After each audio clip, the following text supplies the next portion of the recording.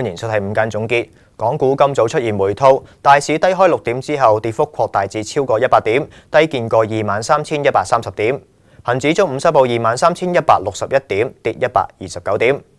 本港4月零售銷售按年下跌9.8%，零售股下跌，大跌幅就收窄。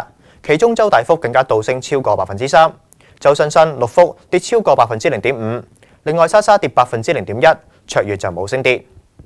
5月博彩收入差過市場預期，濠賭股今早跌勢未止，銀娛跌超過2%，美高梅、永利跌超過1%，金沙同埋澳博就分別跌0.1%同埋0.4%。至於彩票股就見炒作，內地傳媒引述500彩票網人士表示，喺巴西世界盃影響之下，互聯網體育博彩初步預計會按年增長超過7%。華彩控股今早升超過1成，裕泰眾彩升超過5%。另外，匯仁家電獲授權彩票代理銷售，股價急升1成8。焦點股方面啦，聯想尋求延長 IBM 伺服器評估，股價今早跌超過1%。報道指 CEC 會開雲吞麵店 ，CEC 今早再升超過6%。至於合一投資今日起175，股價就急升4成8。